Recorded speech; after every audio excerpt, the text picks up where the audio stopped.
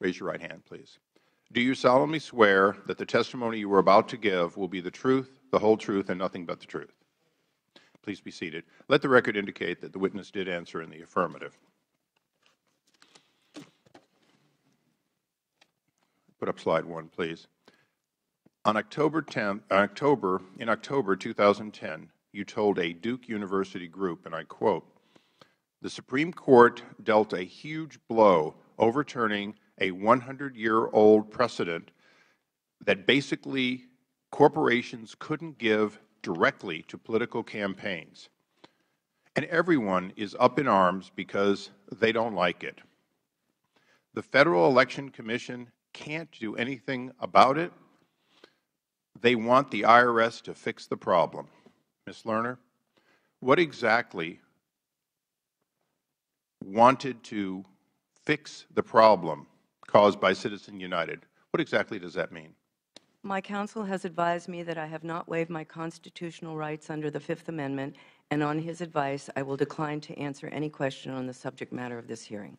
Ms. Lerner, in February 2011, you emailed your colleagues in the IRS the following: Tea Party matter, very dangerous.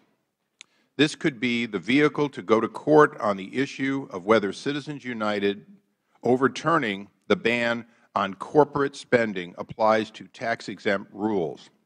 Counsel and Judy Kindell need to be on this one, please. Cincy should probably not, all in caps, have these cases. What did you mean by Cincy should not have these cases? On the advice of my counsel, I respectfully exercise my Fifth Amendment right and decline to answer the question.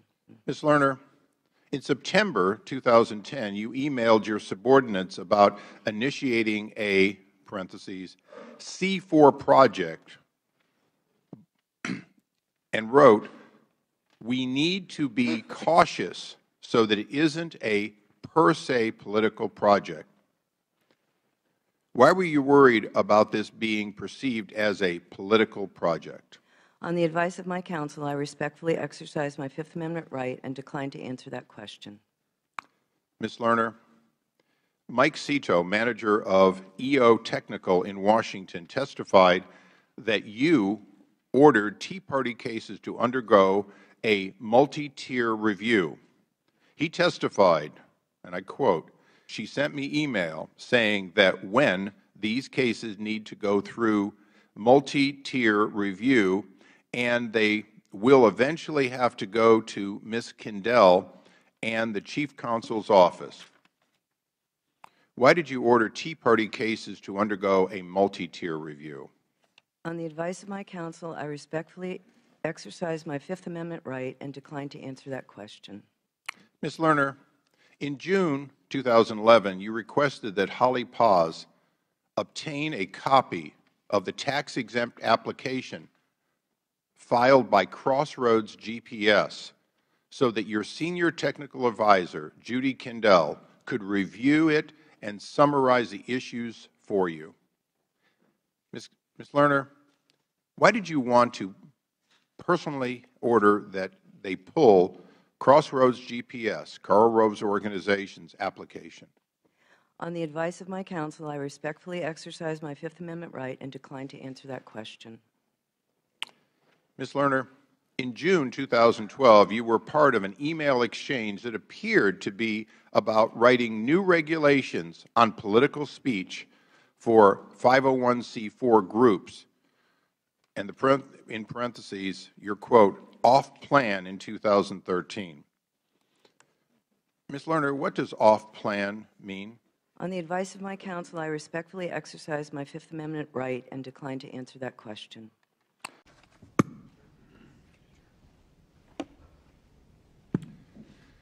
Ladies and gentlemen, seeking the truth is the obligation of this committee. I can see no point in going further. I have no expectation that Ms. Lerner will cooperate with this committee, and therefore we stand adjourned. Mr. Chairman, I have a statement. I have a procedural question, Mr. Chairman. Mr. Chairman, I have a procedural question.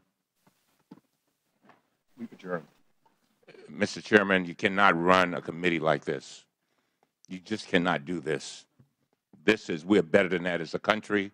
We're better than that as a committee. I have asked for a few minutes to ask procedural. And now you're turning me off. I don't care. The fact is that I'm asking a question. I am a ranking member of the committee, and I want to ask a question. What are we hiding? What's the big deal? May I ask my question? May I state my statement? You're all free to leave. We've adjourned, but the gentleman may ask his question. Thank you very much. Mr. Chairman, I have one procedural question, and it goes to trying to help you get the information, by the way, that you just asked. What is your question? Let me say what I have to say. I've listened to you for the last 15 or 20 minutes. Let me say what I have to say. Sharon, I have one procedural question. Ms. Lerner, you're released. You may. But first, I would like to use my time to make some brief points. For the past year, the central Republican accusation in this investigation. We're adjourned. Close it down. Political collusion directed by, on behalf of the White House. Before our committee, there's a single document. Thank you. We'll interview one witness. Chairman, I spoke on national television and said that, I quote, this was the targeting of the president's political enemies effectively and lied about it during the election year, end of quote. Mr. Cummings. He continued this theme on Sunday when if you will sit down and allow me to ask the question, I am a member of the Congress of the United States of America. I am tired of this. Well, we have members over here, each who represent 700,000 people. You cannot just have a one-sided investigation. There is absolutely something wrong with that, and it is absolutely un-American. Hear, hear. we had a hearing. It was adjourned. I gave you an opportunity to ask a question. You have no question. I do have a question. I gave you an opportunity to speak. Chairman, what are you hiding? He's taking the fifth, Elijah. He continued this theme on Sunday when he happened to appear on Fox News to discuss a Republican staff report claiming that Ms. Lerner was, quote, at the center of this effort to, quote, target conservative groups. Although he provided a copy of his report to Fox, he refused my request to provide it to the members of the committee. The facts, however, do not support these claims. We have now interviewed 38 employees who have all told us the same thing, that the White House did not direct this, suggest it, or even know about it at the time it was occurring. And none of the witnesses or the documents identified any political motivation. The Inspector General, Russell George, told us the same thing. He found no evidence of any White House involvement or political motivation. Instead, the very first line of the results section of his report says that it began with employees in Cincinnati who, I quote, developed and used inappropriate criteria to identify applications from organizations with the words Tea Party in their names, end of quote. Our committee confirmed this fact when we interviewed a screening group manager from Cincinnati. This manager explained that his employees were the ones who first came up with the inappropriate search terms in 2010. He denied any political motivation, and he made his point by explaining that he is a, quote, conservative Republican. I released his entire interview transcript 8 months ago for anyone who wants to read it for themselves. The Inspector General's report also found that Ms. Lerner did not discover the use of these criteria until a year later in 2011. When she learned about them, and I quote again from the report, Ms. Lerner, quote, immediately directed that the criteria be changed, end of quote. Mr. George's chief investigator also reviewed more than 5,500 emails from IRS employees, and again, found no evidence of political motivation. Over the past year, our committee has obtained hundreds of thousands of pages of documents and interviewed dozens of witnesses. The IRS has spent more than $14 million responding to congressional investigations, but we have identified absolutely no evidence to support allegations of a political conspiracy against conservative groups. What we have identified, however, is evidence of gross mismanagement. Ms. Lerner failed to discover that employees were using these search terms for a year, and even after she ordered them to stop, they returned to using similar inappropriate criteria. And like former IRS Commissioner Doug Schuman, Ms. Lerner failed to inform Congress about what she knew. So I do have serious questions for Ms. Lerner, and I am very disappointed that I will not be able to ask them today. But I do not support the Republican conclusion that she waived her constitutional rights 9 months ago when she invoked the Fifth Amendment. And I do not believe a court would uphold that conclusion. Now, the chairman's gone, but I'd like to ask him a few procedural questions involving having a proffer from her attorney. As I said a little bit earlier, her attorney can proffer, and she loses nothing, nobody gains anything.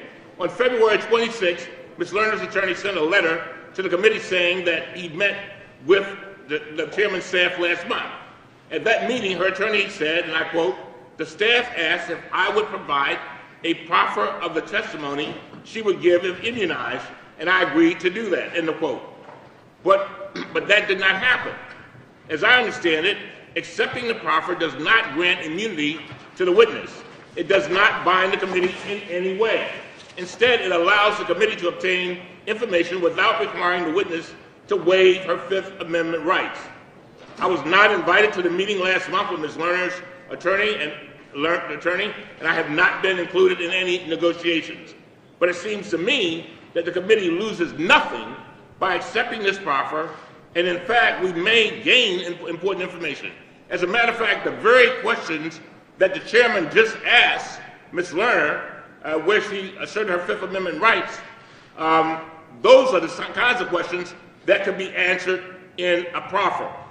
So I wanted to ask the chairman whether the committee can schedule a time, preferably this week, for all committee members to hear the proffer from Ms. Lerner's attorney. And with that, I yield back. Mr. Ranking Member? Yes, I sir. just want to note for the record, I find it the supreme irony that the chairman of this committee would unilaterally decide an American citizen has waived her Fifth Amendment right while actually exercising his Fifth Amendment right not to answer your questions on behalf of the minority of this committee.